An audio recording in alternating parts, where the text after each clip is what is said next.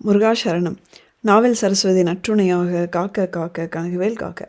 எல்லோருக்கும் வணக்கம். நான் அனிதா பேசுகிறேன் யூகேலேருந்து. எல்லோரும் எப்படி இருக்கீங்க? நான் நல்லாயிருக்கேன்.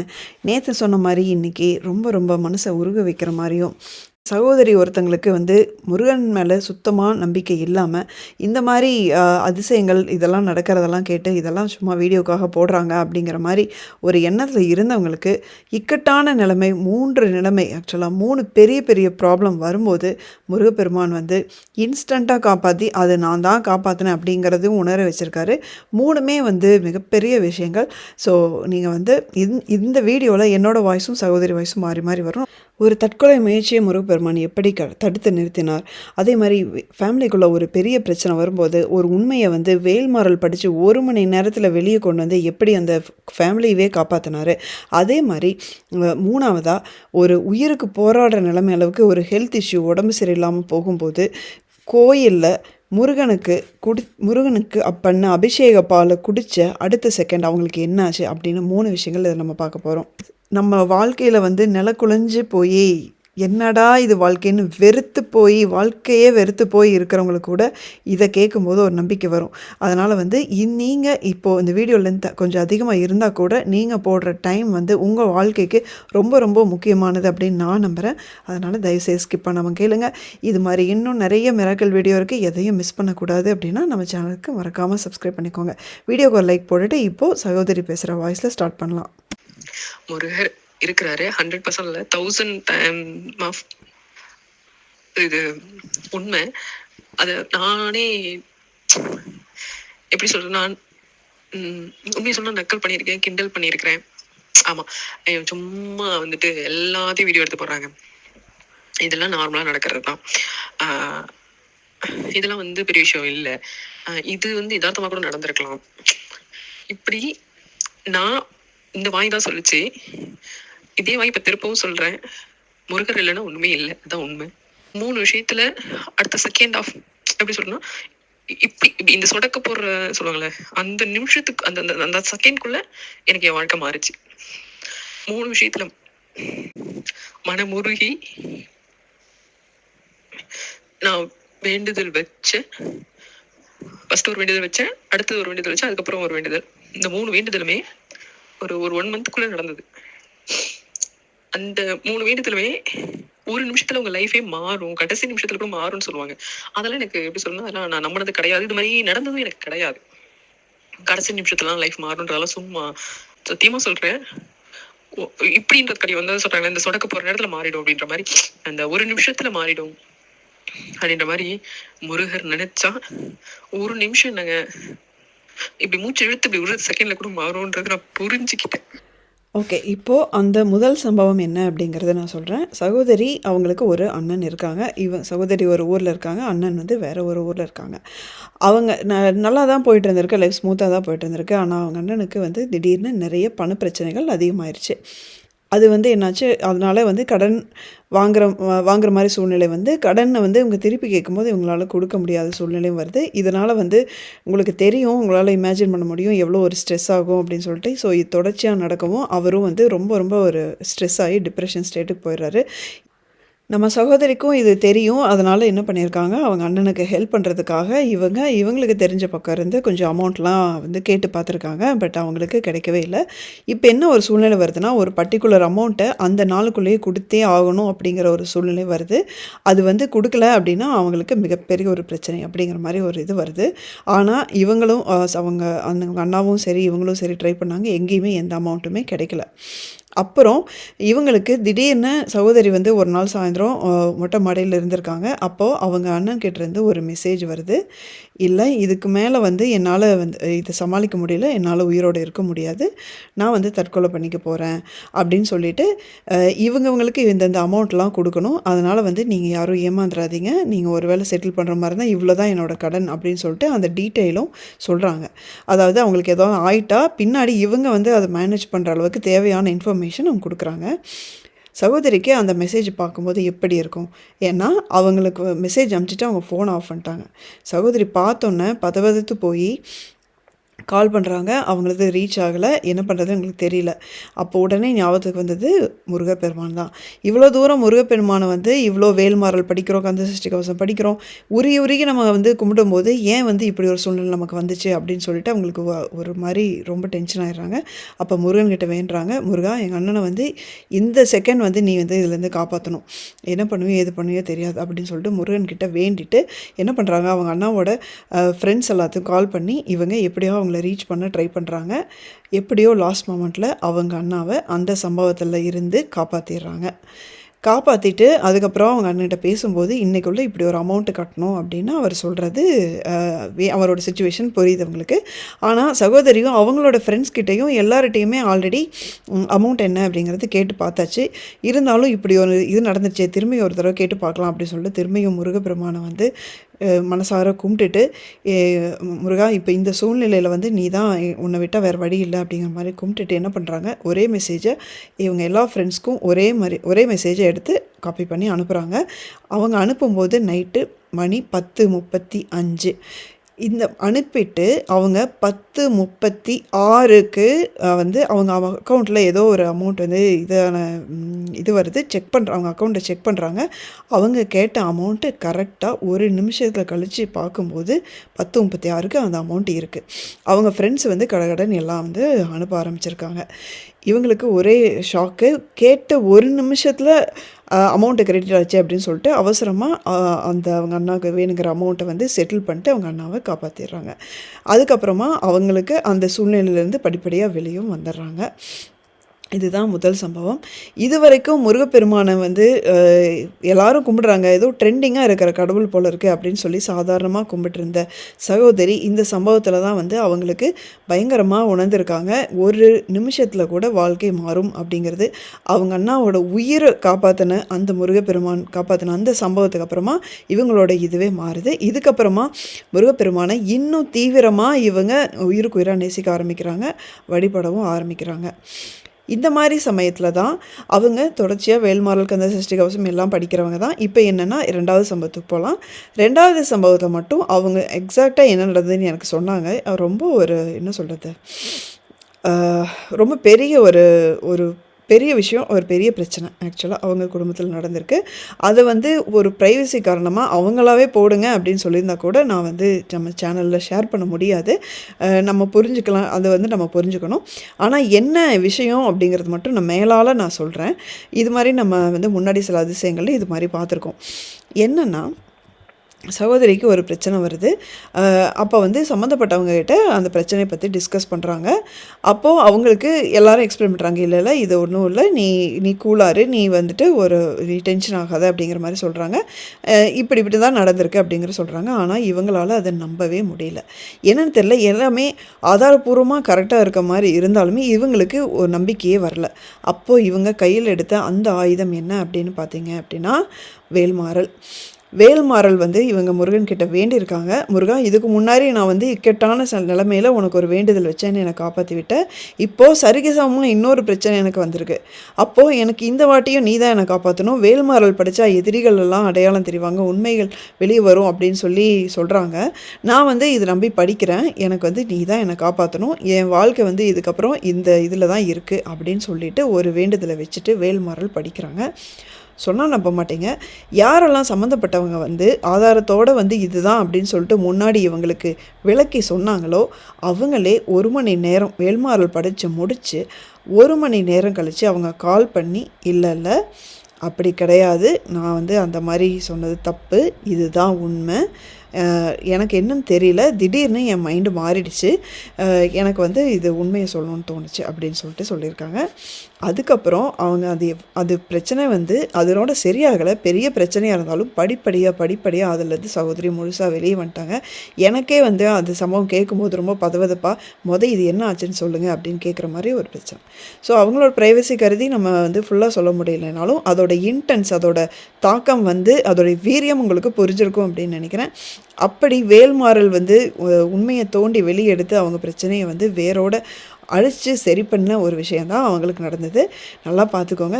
சகோதரி வந்து நம்ம ஷேர் பண்ணுற வீடியோவில் ஷேர் பண்ணுற அதிசயங்கள் மற்றவங்க சொல்கிறதையெல்லாம் வந்து ஒரு சின்ன ஒரு சந்தேகத்தோடையும் ஒரு நக்கலும் கிண்டலும் அவங்களே வாய்ஸில் சொன்ன மாதிரி நக்கலும் கிண்டலுமோட அந்த மாதிரி பார்த்துட்டு இருந்த அவங்களே முருகப்பெருமான் கிட்ட சரணடைஞ்சு ஒரு விஷயத்தை கேட்கும்போது 2 பெரிய பெரிய விஷயங்கள் இது வரைக்கும் நடந்தாச்சு. இப்போது 3வது விஷயத்துக்குள்ளே போகலாம். இப்போ என்ன ஆகுது அப்படின்னா, ஒரு மகா கந்த சஷ்டி வருது. 7 நாள் வந்து சகோதரியும் அவங்களோட வீட்டுக்காரங்க 2 பேரும் சேர்ந்து விரதம் இருக்கிறாங்க. அதை ரொம்ப தீவிரமாக ரொம்ப நல்ல விதமாக முடிக்கிறாங்க. நம்ம இந்த மாதிரி ஒரு விரதம் ஒரு ஒரு பாராயணமோ ஏதோ நம்ம ஒரு சங்கல்பம் எடுத்து நம்ம பண்ணும்போது என்ன எதிர்பார்ப்போம் கடவுள்கிட்ட? நம்ம வேண்டதுன்னா நல்லா இருக்கணும், அட்லீஸ்ட் நமக்கு வந்து துன்பம் அதாவது கொஞ்சம் ரொம்ப சோதனைகளாவது கம்மியாக இருந்தால் பரவாயில்ல அப்படின்னு எதிர்பார்ப்போம். ஆனால் சகோதரிக்கு நடந்தது வேறு. நவம்பர் மாதம் இது விரதமெல்லாம் முடிச்சுட்டு அதுக்கப்புறம் இவங்க ரொம்ப இந்த மாதிரி பெரிய 2 பிரச்சனைலேருந்து முருகப்பெருமான் காப்பாற்றினால இவங்க ரொம்ப தீவிரமாக வேண்டிகிட்டு இருக்கும்போதே வந்து இவங்களுக்கு ஒரு உடம்பு பிரச்சனை ஸ்டார்ட் ஆகுது.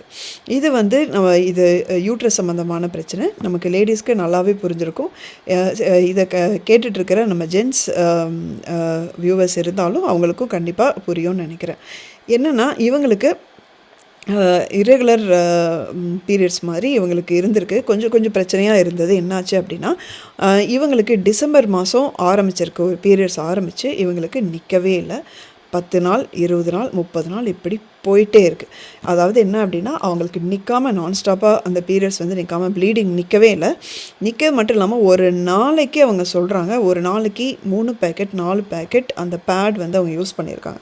ஒரு நாளைக்கு நம்ம 2 அல்லது 3 பேட் மட்டுமே யூஸ் பண்ணும்போதே வந்து நம்ம எவ்வளோ டயர்டாக எந்த அளவுக்கு நமக்கு சோர்வாக இருக்கும், உடம்பு என்ன படுத்தும்னு தெரியும். ஆனால் ஒரு நாளைக்கு 3 பேக்கெட் 4 பேக்கெட் அவங்க யூஸ் பண்ணியிருக்காங்க. கிட்டத்தட்ட 20-30 பேடை வந்து ஒரு நாளைக்கு மாற்ற வேண்டிய அளவுக்கு அவங்களுக்கு சூழ்நிலை வருது.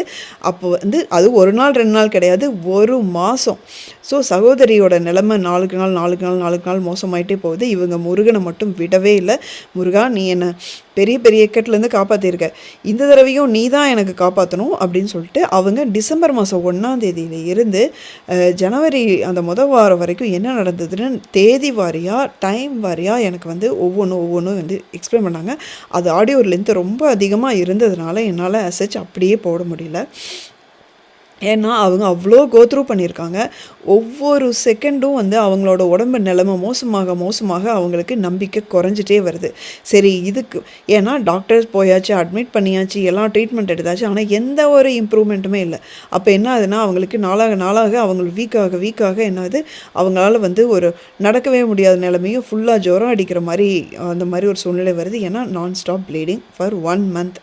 அப்போ வந்து என்னென்னா அவங்க மனசு விட்டுறாங்க. சரி, நான் என் விதி என்னோட கர்மா இப்படி தான் இருக்கணும் போல இருக்குது, நான் என் கர்மா படி இது நடக்குதுங்கிறது எனக்கு புரியுது. ஆனால் என் கர்மா எவ்வளோ மோசமாக இருந்தால் என்னால் வந்து இவ்வளோ நான் முருகனை வேண்டுறேன், டாக்டருங்களை எனக்கு ட்ரீட்மெண்ட் கொடுக்குறாங்க, ஆனால் எனக்கு வந்து துளி கூட இம்ப்ரூவ் ஆகலை. இது நாளாக வந்து என்னை வந்து ஒரு பெரிய தப்பான ஒரு முடிவுக்கு கொண்டு போக வச்சிருமோ அப்படின்னு சொல்லிட்டு அவங்க பயப்படுறாங்க. இதனால் நமக்கு எதோ ஆகிடுமோ அப்படின்னு சொல்லிட்டு பயப்படவே ஆரம்பிச்சிடுறாங்க. அந்தளவுக்கு மோசமாயிருது நிலைமை. ஆனாலும் சகோதரி நம்பிக்கை விடாமல் வீட்டில் வந்து சுவற்றில் சந்தனத்தால் வேல் வரைஞ்சி சரவணா பவன்னு சொல்லி எழுதி அதை வந்து அந்த வேல் கூட பேசிகிட்டே அவங்க சாமி கும்பிட்டுருக்காங்க. இதை பார்த்துட்டு அவங்க வீட்டுக்காரர் வந்து இது என்னது நீ செவுத்து பார்த்து பேசிகிட்டு இருக்க அப்படிங்கிற மாதிரி அவர் வந்து சொன்னாலும் சகோதரி அந்த நம்பிக்கை விடவே இல்லை. அவங்க வீட்டு பக்கத்தில் வந்து ஒரு வேலப்பர் கோயில் இருக்குது, முருகர் கோயில் இருக்குது. அது வந்து சகோதரிக்கு ரொம்ப ரொம்ப ஒரு ஆஸ்தான முருகர் கோயில். இந்த மாதிரி சமயத்தில் டிசம்பர் 25 தேதி இவங்க வந்து முருகா, நீ தான் என்னை காப்பாற்றணும் அப்படின்னு சொல்லிட்டு திருநீர் மருந்தாகும் அப்படின்னு சொல்லி மருந்தாக யூஸ் பண்ணலாம் அப்படிங்கிற மாதிரி நிறைய பேர் சொல்கிறாங்களே அப்படின்னு சொல்லிட்டு இவங்க அன்னைக்கு திருநீர் வந்து சாப்பிட்ருக்காங்க. கரெக்டாக இவங்க சாப்பிட்டு முடிச்சு கொஞ்ச நேரத்தில் அந்த கோயிலில் இருந்து ஒரு பாட்டு போட்டிருக்காங்க. திருநீர் மருந்தாகும் தெரியுமா அப்படின்னு சொல்லிட்டு ஒரு பழைய முருகர் பாட்டு வந்து அந்த கோயிலில் போட்டிருக்காங்க. இவங்க சொல்கிறாங்க, இது வரைக்கும் அந்த பாட்டை நான் கேட்டதே இல்லை. நான் வந்து இந்த ஒரு என்னோடய பிரச்சனைக்காக அவங்களுக்காக திருநீர் சாப்பிடும்போது அப்படி ஒரு பாட்டு வந்து பாடவும் எனக்கு வந்து பயங்கர நம்பிக்கை கிடைச்சது அப்படின்னு சொல்கிறாங்க. இந்த மாதிரி சமயத்தில் இவங்க கோயிலுக்கு போனால் அங்கே போய் கோயிலுக்கு போய் சாமி கும்பிட்டா அவங்க பிரச்சனை சரியாகும் அப்படின்னு நினைக்கிறாங்க.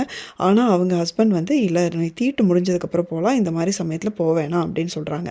அப்போ சகோதரி சரி ஜனவரி 1ஆம் தேதி அட்லீஸ்ட் நம்ம நிலைமை எப்படி இருந்தாலும் சரி 1ஆம் தேதி போகலாம் அப்படின்னு முடிவு பண்ணுறாங்க. அப்போ தான் ஜனவரி 1ஆம் தேதி தான் இவங்களுக்கு சுத்தமாக முடியாமல் போகுது. அப்போ ஹாஸ்பிட்டலில் போயிட்டு அட்மிட் பண்ணுறாங்க. அப்போது டாக்டர் சொல்கிறாங்க, இது இவ்வளோ ட்ரீட்மெண்ட்க்கு அப்புறமாவும் இது சரியாகலை அப்படின்னா சம்திங் இஸ் ராங், இவங்களுக்கு ஏதோ ஒரு பிரச்சனை இருக்குது, ஸ்கேன் பண்ணணும், இந்த டெஸ்ட் பண்ணணும், அந்த டெஸ்ட் பண்ணணும்னு சொல்லிட்டு பயமுறுத்துறாங்க. சகோதரியும் ரொம்ப பயந்துட்டாங்க. அவங்களால இப்போது ஒரு அடி கூட எடுத்து வைக்க முடியல அப்படின்னு சொல்கிறாங்க. அப்போது அவங்க எல்லாம் ஸ்கேன் பண்ணணும் அப்படின்னா ஒரு பக்கம் நமக்கு இது என்ன பிரச்சனையாக இருக்குமோ அப்படின்னு சொல்லி பயம், இன்னொரு பக்கம் வந்து அதுக்கு நிறைய பணமும் செலவாகும், கடன் வாங்கணும், இல்லை நகைகளை வைக்கணும், இது மாதிரி மற்ற பிரச்சனைகளும் வருது அப்படிங்கிறது இன்னொரு பக்கம். அப்போ சகோதரி திரும்பியும் முருகனை தான் வேண்டுறாங்க. அப்போ அவங்களுக்கு அந்த கோயிலுக்கு போனால் கண்டிப்பாக அவங்களுக்கு அங்கே போனால் சரியாகும் அப்படிங்கிறது படுது. இவங்களால் போக முடியல. ஸோ ஜனவரி 3ஆம் தேதி வருது. இப்போது 3ஆம் தேதி வந்து எப்படியோ அவங்க பீரியட்ஸ் அந்த ப்ளீடிங் இருந்தாலும் பரவாயில்ல அப்படின்னு சொல்லிட்டு இவங்க கோயிலுக்கு போயிடுறாங்க. இவங்க போகும்போது சரியாக மணி 10 மணி காலையில் அவங்க வந்து ரொம்ப கஷ்டப்பட்டு தான் கோயிலுக்கு போகிறாங்க. அங்கே போகும்போது பார்த்தா நட சாத்திடுது. அப்போ வந்து இவங்களுக்கு ஒரு மாதிரி ஆகிடுது. நம்ம வேலைப்பெற நம்பி தானே நம்ம வந்தோம், இப்போ நட சாத்திருக்கே என்ன பண்ணுறது அப்படின்னு சொல்லி அவங்களுக்கு ஒரு மாதிரி திக்குன்னு ஆகுது. அப்போ சொல்கிறாங்க, குருக்கள் சொல்கிறாங்க, 10 to 12 வந்து ராகு காலம், 10:30 to 12 ராகு காலம், அதனால் வந்து நீங்கள் 12 வரைக்கும் வெயிட் பண்ணிங்கன்னா நட திறப்போ நீங்கள் பார்க்கலாம் அப்படின்னு சொல்கிறாங்க. இவங்க சரி வந்ததே வந்துட்டோம், நம்ம முருகன் தான் சரி பண்ணணும்னு ஆயிடுச்சு, அதனால் வந்து நம்ம இருந்து எப்படியாவது வந்து பார்த்துட்டு போயிடலாம் அப்படின்னு சொல்லிட்டு உட்காடுறாங்க. அவங்க சொல்கிறாங்க, அந்த காத்திருந்த அந்த 2 மணி நேரம் எனக்கு 2 வருஷம் மாதிரி இருந்தது. அவ்வளோ ஒரு நரகமான ஒரு சூழ்நிலை உட்காந்துருந்தேன்.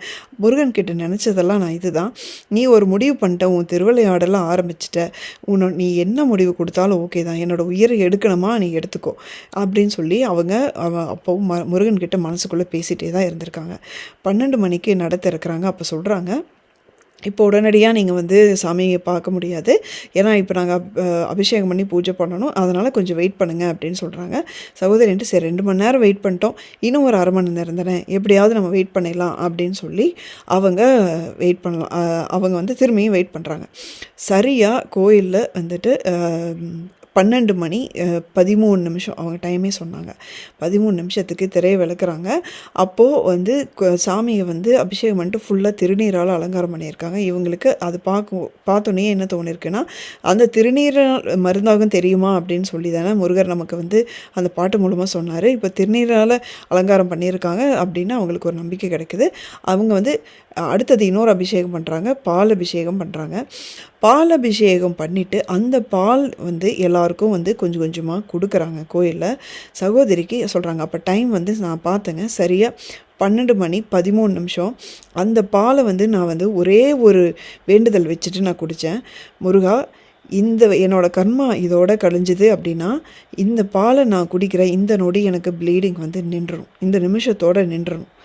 இல்லை என்னோடய கர்மா அவ்வளோ மோசமாக இருக்குது, எனக்கு விதி வந்து வேறு மாதிரி இருக்குது அப்படின்னா உன்னோட காலடிக்கு இல்லை என்னை கூப்பிட்டுக்கோ, ஏன்னா இதோட மடிஞ்சு போயிடணும், ஒன்று எனக்கு அந்த ப்ளீடிங் நிற்கணும், இல்லைன்னா என்னை இதோட மடிஞ்சு போயிடணும் அப்படின்னு சொல்லி தீவிரமாக ஒரு நிமிஷம் கண்ணை மூடி வேண்டிட்டு அந்த பாலை குடிக்கிறாங்க. சொன்னால் நம்ப மாட்டீங்க, அவங்க சொல்கிறாங்க அந்த நிமிஷம் அவங்களுக்கு ப்ளீடிங் கம்ப்ளீட்டாக ஸ்டாப் ஆகிடுச்சு. அதாவது ஒரு நாளைக்கு 30 பேட் யூஸ் பண்ணுற இடத்துல அந்த பாலை குடித்த அந்த நிமிஷம் கம்ப்ளீட்டாக ஸ்டாப் ஆகிடுச்சு. அதுக்கப்புறம் சுத்தமாக ஜனவரி மாதம் 3ஆம் தேதி மத்தியானத்தில் இருந்து இப்போ வரைக்கும் அவங்களுக்கு ப்ளீடிங் இல்லை. இப்படி ஒரு விஷயம் நடந்திருக்கு. இந்த விஷயம் இதோட நின்றலை. இதுக்கப்புறம் தான் இன்னும் ஒரு பெரிய பார்ட்டே இருக்குது. ஸோ இது ஒரு மிக மிக பெரிய ஒரு அதிசயமாக அப்ரப்டாக அப்படியே நின்னது. அப்போது நம்ம முருகன்கிட்ட வேண்டி அந்த பாலை குடித்த நொடி அந்த ப்ளீடிங் நிற்குதுன்னா, நான் இவ்வளோ தூரம் உருகி 1 மாதமாக வேண்டி ஏன் எனக்கு இப்போ இது நடந்துச்சு அப்படிங்கிற ஒரு கேள்வி சகோதரிக்கு வரலாம், நமக்கும் வரலாம். அதுக்கு இப்போது அவங்களோட அடுத்த அவங்க வாய்ஸ் மெசேஜ் அப்போ ப்ளே பண்ணுறேன், நீங்கள் கேளுங்க, அதுக்கு பின்னாடி என்ன காரணம் இருக்குன்னு. ஆக்சுவலி எனக்கு 5 இயர்ஸாக பேபி இல்லை. எனக்கு பிசிஓடி இருக்கு, அதாவது நீர் கட்டி இருக்கு அப்படிங்கிற மாதிரி இருந்திருக்கு. எனக்கு அது தெரியல. டாக்டர் எந்த டாக்டர்கிட்ட கன்சல்ட் பண்ணாலும் அதை சொல்லலை. லாஸ்ட்ல ஒரு டாக்டர் தான் சொன்னாங்க, அவங்க ஆப்ரேஷன் பண்ண சொன்னாங்க. நான் அப்புறம் பயந்து வெளில வந்துட்டேன். அதுக்கப்புறம் திரும்பி போய் பார்க்கும்போது வேற ஒரு டாக்டர்கிட்ட காமிக்கும் போது ஸ்கேன் பண்ணும்போது இல்லை. அப்பயும் எங்கள் அம்மா முருகர்கிட்ட தான் வேண்டிட்டாங்க. அப்புறம் நான் முருகர்கிட்ட அவ்வளோ பக்தியாக நான் கும்பிடலை. அதையும் சொல்லணும்ல, அது கரைஞ்சிச்சு அப்படிங்கிற மாதிரி சொல்லியிருந்தாங்க. ஆனால் அது திரும்பவும் வந்திருக்கு. அப்புறமாங்கிறது அந்த நீர் கட்டி 6 மாதம் வளருமா, 6 மாதம் சுருங்கிடுமா அப்படியே உள்ளார. ஏன்னா எனக்கு வந்து கொழுப்பு சத்து அதிகமாக இருக்கிறதுனால அதில் தெரியாதான். 6 மாதம் அது விரிவடைஞ்சிருக்குமா, 6 மாதம் அப்படியே என்னோட உடல்லே அது உள்ளார அப்படியே வாங்கிக்குமா அப்படிங்கிற மாதிரி அப்புறமா அதை கண்டுபிடிச்சு சொன்னாங்க. ஆனால் அந்த 34 நாள் ஓடிச்சு இல்லையா, 34 நாள், டிசம்பர் 31 நாள், ஜனவரி ஒரு 3 நாள், அதில் ஒரு 2 நாள் தான் ஓடிச்சு. கணக்கு பண்ணிக்கோங்க, 34 நாள். இந்த 34 நாளுமே நான் பேடு சேஞ்ச் பண்ண சொன்னேன். ஒரு நாளைக்கு 4 பாக்கெட் சேஞ்ச் பண்ண சொன்னேன். அது எப்படி வரும்னா, கட்டி கட்டியா இந்த கோழி ஈரல்லாம் பார்த்துருக்கீங்களே, அந்த மாதிரி வரும். நான் ஒரு டீப்பா சொல்றேன், தப்பா எடுத்துக்காதீங்கக்கா. ஏன்னா என்னோட வலிகள் அதிகம். அதுல எங்க அப்பா கொடுத்த இன்பம் கண்ணிமைக்க நேரத்துல அந்த கட்டி கட்டியா வந்தது. என் உடம்புல இந்த எல்லா கட்டியும் கரைச்சிட்டு வந்துருச்சான். எனக்கு நீர் கட்டின்ற பிரச்சனை இனிமேல் லைஃப் லாங் வராது. பிசிஓடின்னு பிரச்சனையே கிடையாதுமா உங்களுக்கு. உங்களுக்கு தான் புதுசாக ஃபர்ஸ்ட் டைம் அது வந்து 6 மாதம் வளருது, 6 மாதம் உள்ள போச்சு. ஏன்னா உங்களுக்கு நான் கொஞ்சம் குண்டா இருப்பேன், கொஞ்சம் இல்லை ரொம்பவே குண்டா இருப்பேன். ஆனால் இது மாயமா இருக்கு. எப்படி எல்லாமும் ரிமூவ் ஆகி உள்ள இருக்கிறது கூட தோண்டிட்டு வந்த மாதிரி தோண்டிட்டு வந்துடுச்சு. என்னால் இது நம்ப முடியலன்னு டாக்டர் சொல்றாங்க. எனக்கு அப்போ என் வீட்டுக்காரர் என்கிட்ட சொன்ன விஷயம், அடிக்கடி இந்த செவத்தை பார்த்து பேசுவல்ல, எல்லாம் நன்மைக்கே, இதுக்கும் ஏதோ ஒரு காரணம் இருக்குள்ளதானப்பா அடி நீ கேட்டல அடி சொல்லி எங்க வீட்டுக்காரர் கலக்க ஆரம்பிச்சிட்டாரு. உங்க அப்பா மகன் வந்து உன்னை காப்பாத்திட்டாரு. ஆப்ரேஷன் பண்ணு சொன்ன விஷயம், இது கியூர் பண்ண முடியாதுன்னு சொன்ன விஷயம். ஒரு டாக்டர் ஆப்ரேஷன் பண்ண சொன்னாங்க, ஒரு டாக்டர் கியூர் பண்ண முடியாதுன்னு சொன்னாங்க, ஒரு டாக்டர் குழந்தை பிறக்காதுன்னு சொன்னாங்க. ஆனா நீ அந்த செவத்துக்கிட்ட பார்த்து, ஐ மீன் அந்த செவத்துக்கிட்ட இந்த வேலை பார்த்து பேசும் போதெல்லாம் நீ லூஸ் மாதிரி பேசுறேன்னு நினைச்சுப்பேன். ஆனா நீ எல்லாமே நன்மைக்குன்னு சொல்லிட்டு இருந்த. அப்பெல்லாம் எனக்கு உன் மேல கோவம் வந்தது. ஒரு நாள் போலாம், 2 நாள் போலாம், ஒரு 10 நாள் போலாம், 20 நாள் போலாம், ஒரு மாசமா போயிட்டு இருக்கு அப்படின்னும் போது, ஆனா எல்லாமே நீ நன்மைக்குன்னு சொன்ன. நம்ம ஆப்ரேஷன் பண்ணியிருந்தா, இல்லை இதை கியூர் பண்ணாம போயிருந்தா நம்ம எவ்வளவு வலிகள் அனுபவிச்சிருக்கோம். ஆனா இந்த 34 நாள் உனக்கு அவ்வளவு வலிகள் இல்லாம, ஆப்ரேஷன் பண்ணாம, பணம் செலவு பண்ணாம, யாருக்கும் தெரியாம, இது கிராமம்ன்றதுனால ஒரு சின்ன விஷயம் இருந்தாலும் அது கொஞ்சம் ஊதி பெருசாக்கிடுவாங்க. அவற்றலுக்கு ஆளாகாம 34 நாள்ல என் நீர் கட்டி எல்லாமே ஆக்கிட்டாரு. இன்னைக்கு நான் நல்லா இருக்கேன். கடவுளே, முருகா முருகா முருகா, கேட்டிருப்பீங்கன்னு நினைக்கிறேன். எனக்கு என்னப்பா முருகா, நீ பண்ணுற ஒவ்வொரு விஷயத்துக்கு பின்னாடி அப்போ எவ்வளோ இருக்கணும்.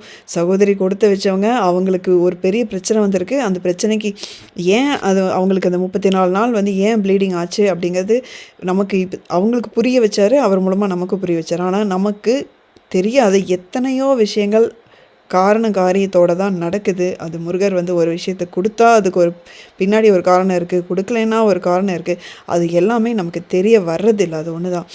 அவர் என்ன சொல்கிற மாதிரி இருக்குன்னா, நீ வந்து ப்ளீடிங் நிற்கலைன்னு சொல்லிட்டு வேண்டிகிட்டே இருக்கியே, நான் உன்னோட கட்டியை கரைச்சி உன்னோட பிரச்சனையை வேரோடு அழிச்சிட்ருக்கேன், அது உனக்கு தெரியுதா அப்படின்னு முருகப்பெருமான் நினச்சிருப்பாரு அப்படின்னு எனக்கு தோணுச்சு. அப்போ நமக்கு ஒவ்வொரு விஷயத்துக்கு பின்னாடியும் எவ்வளோ ஒரு காரணம் இருக்குது தானே, நமக்கு தான் புரிய மாட்டேங்குது.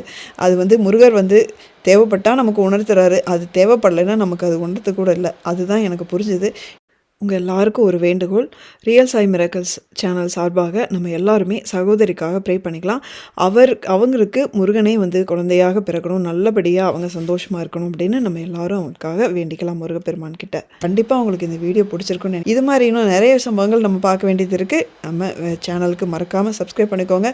வீடியோக்கு லைக் போட மறந்தவங்க இப்போ நீங்கள் ஒரு லைக் போட்டுக்கோங்க. அடுத்த வீடியோவில் பார்க்குற வரைக்கும் முருகா சரணம்.